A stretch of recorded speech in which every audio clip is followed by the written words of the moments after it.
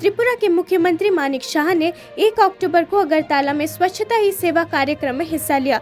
2023 में स्वच्छता ही सेवा का फोकस गार्बेज फ्री इंडिया है। ये विषय लोगों की भलाई और सौंदर्य गुणवत्ता पर जोर देता है। स्वच्छ भारत मिशन की 9वीं वर्षगांठ को चिन्हित करने के लिए स्वच्छता ही सेवा अभियान शुरू किया गया था।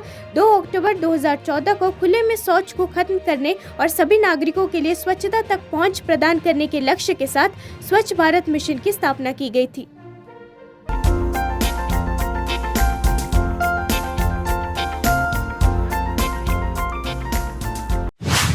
एशियन खेल 2023 में प्रतिस्पर्धा करने के बाद भारतीय एथलीट 1 अक्टूबर को चाइना से पहुंचे और दिल्ली हवाई अड्डे पर उनका गर्मजोशी से स्वागत किया गया। एयरपोर्ट पर समर्थक एथलीटों का स्वागत करने पहुंचे। उनके स्वागत के लिए पारंपरिक तरीके से ढोल का इस्तेमाल किया गया। महिलाओं की 50 मीटर राइफल 3 पोजीशन की रजत पदक विजेता मानिनी कौशिक ने घोषणा की, मुझे अच्छा लग रहा है, मैं खुश हूँ और अगली बार मैं स्वर्ण पदक के लिए प्रयास करूंगी। एशियन खेल जीतकर मैं बहुत खुश हूँ। मिश्रित टीम 10 मीटर एयर पिस्टल स्पर्धा में रजत पदक जीतने के बाद दिव्या टीएस ने टिप्पणी की, आगे भी मैं कड़ी मेहनत करती रहूंगी। I feel very happy that I won in the Asian Games, and it's a very special medal for me because it's games. So I'll continue to work hard and try to get the best. What was the challenge in front of you while you were playing the game? There was nothing such. It's part of game. Sometimes you lose, sometimes you win, and it was one of that day.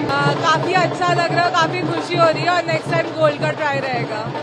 कोई challenges आपके सामने थे जब आप game खेल रहे थे? Medal लेके नहीं, जब हम मैच खेलने जाते हैं तब सिर्फ टेक्निक के ऊपर फोकस रहता है। एज तक दिमाग में आता नहीं है, तो बस टेक्निक के ऊपर ही फोकस है हम लोगों का।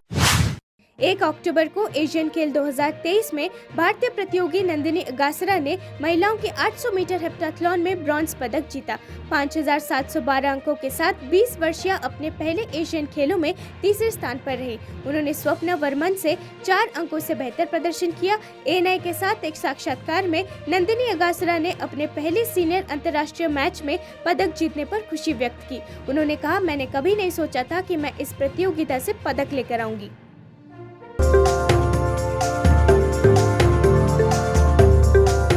आई एम वेरी हैप्पी कि मेरा पहला सीनियर इंटरनेशनल है, इसी में ही मैं मेडल लेके आई।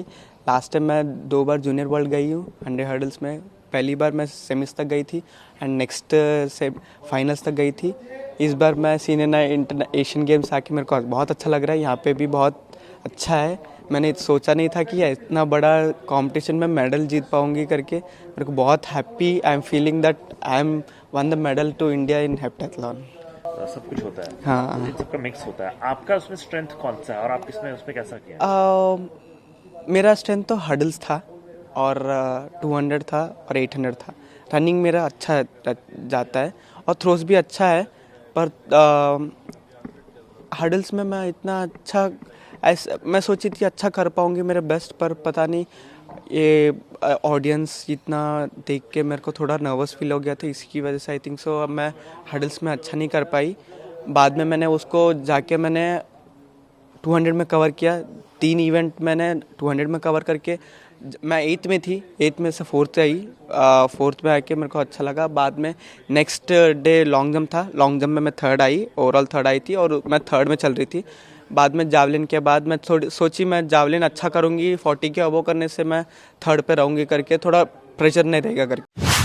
यूपी के गाजियाबाद के हिंडन विहार इलाके में प्लास्टिक स्क्रैप के गोडाउन में भीषण आग लग गई। दमकल कर्मियों को तुरंत भेजा गया। हालांकि अभी तक किसी के हताहत होने की कोई सूचना नहीं है। आग जलने का कारण अभी तक नहीं पता चल पाया है। अधिक जानकारी की प्रतीक्षा है। लगभग 7:42 पर फायर स्टेशन कोतवाली पर सूचना प्राप्त हुई थी कि हिंडन विहार जो क्षेत्र है, उस नंदग्राम थाना पड़ता है, उसमें कबाड़ के गोदाम में आग लगी है। तत्काल 5 गाड़ी कोतवाली से, 2 गाड़ी वैशाली से और 1 गाड़ी हमारी साहिवाद फायर स्टेशन से घटनास्थल के लिए रवाना की गई।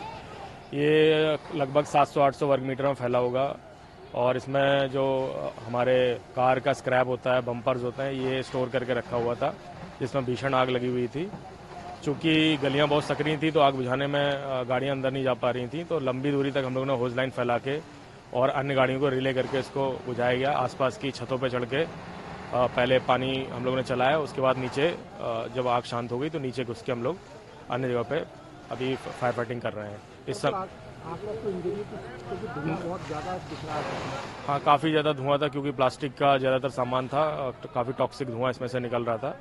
किसी प्रकार की अभी तक कोई जनहानि की सूचना नहीं है और हम लोगों ने चारों तरफ दिखवा लिया है और आग को अभी समय तक पूर्ण रूप से हम लोगों ने बुझा दिया है।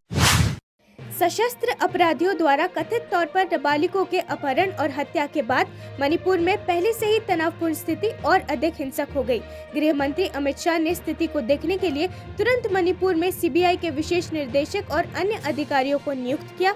27 सितंबर को विशेष निर्देशक अजय भटनागर के नेतृत्व में सीबीआई की एक टीम 2 छात्रों की मौत की जाँच के लिए मणिपुर पहुंची।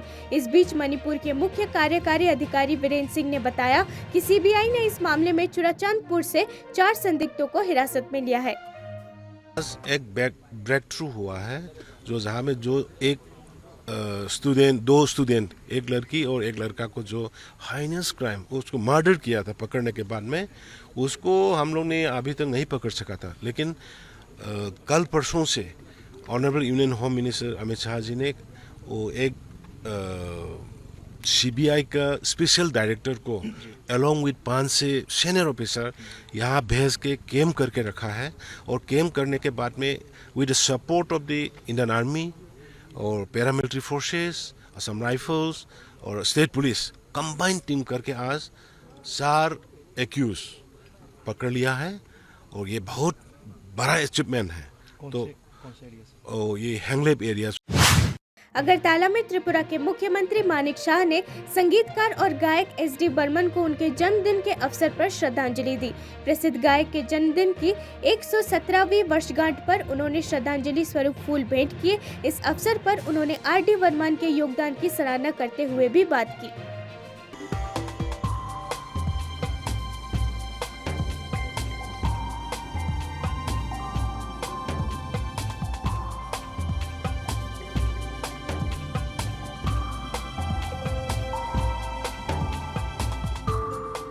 যে ওনার যে অনবদ্য ওনার যে সৃষ্টি, আজও আমরা যখন ওনার গান শুনি, ওনার যখন সুর শুনি, সত্যি অদ্ভুত লাগে। ধ্রুপদী সঙ্গীত এবং সেই আপনার পল্লী গীত এবং সাংস্কৃতিকের যে ধরনের ওনার মধ্যে ভাবধারা, সেটা কিন্তু অন্য আমার মনে হয় আর কোনো যারা সুরকার ভারতবর্ষে সৃষ্টি হয়েছে এটা কিন্তু আমরা দেখতে পাই না। এবং আমরা জানি যে উনি ওনার যে এডুকেশন ছিল, আইএ পাস করেছে, আইএর পরে বিএ পাস করেছে, এমএ পড়তেও কলকাতায় উনি ভর্তি হয়েছিলেন। কিন্তু যেহেতু উনি এই গান বাজনার দিকে উনি আকৃষ্ট হয়েছেন, সেটা পুরোটা কমপ্লিট হয়নি। বাংলাতে ওনার প্রচুর উনি সুরও দিয়েছেন, গানও করেছেন। 30 দশক থেকে আরম্ভ করে প্রায় 70-75 আমরা দেখেছি ওনার গান, আমরা শুনেছি যে মৃত্যুকালেও উনি গান করেছেন, সেই বিষয়টা ওখানে রাখা হয়েছে। ওনার গান শুনলে একটা অদ্ভুত একটা ফিলিংস আমাদের মধ্যে আসে। এখানে যারাই আছেন আমাদের মধ্যে কিন্তু আমাদের ইনবিল্ট গান এবং সুর কিন্তু সবারই আছে, কিন্তু সেখানে মানে কে এটাকে পরিস্ফুটিত করবে, কার মধ্যে থেকে সেটা বেরিয়ে আসবে, ডিপেন্ড করে চর্চা এবং देश में एक सप्ताह बिताने के बाद विदेश मंत्री एस जयशंकर ने 1 अक्टूबर को सोशल मीडिया साइट एक्स पर अपनी यात्रा का सारांश बताते हुए एक वीडियो साझा किया। जयशंकर ने एक्स पर एक पोस्ट में India and US expanding Horizons शीर्षक के साथ एक वीडियो टैग किया। फिल्म में अमेरिका के विदेश सचिव एंटोनी ब्लिंकन, रक्षा सचिव लॉयड ऑस्टिन, वाणिज्य सचिव जीना रायमोंडो और व्यापार प्रतिनिधि कैथरीन टाई के साथ जयशंकर की चर्चा के अंश दिखाए गए हैं। विदेश मंत्री ने लॉयड ऑस्टिन के साथ अमेरिका भारत रक्षा साझेदारी और अंतर्राष्ट्रीय सुरक्षा के मुद्दों पर चर्चा की।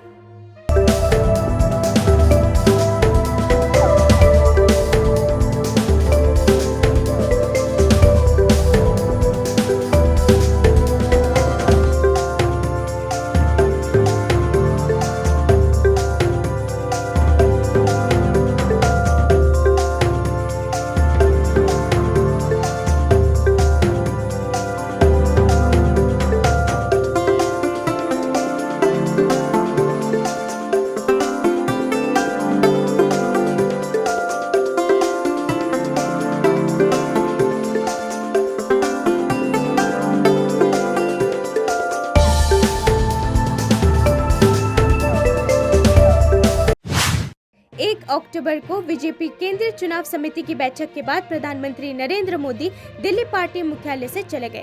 भाजपा केंद्रीय चुनाव समिति की बैठक में 5 राज्यों में आगामी विधानसभा चुनावों की योजनाओं पर चर्चा की गई। बीजेपी के राष्ट्रीय अध्यक्ष जेपी नड्डा, एचएम अमित शाह और रक्षा मंत्री राजनाथ सिंह मौजूद रहे। वहां अन्य नेताओं में अर्जुन राम मेघवाल, गजेंद्र सिंह शेखावत और प्रहलाद जोशी भी शामिल थे।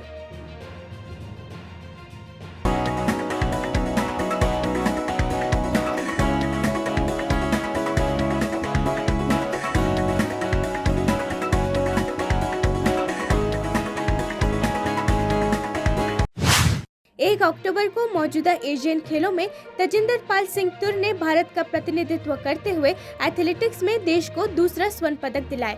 पुरुषों के शॉट पुट फाइनल में उनकी छठी कोशिश, जहां वो पदक के लिए प्रतिस्पर्धा कर रहे थे।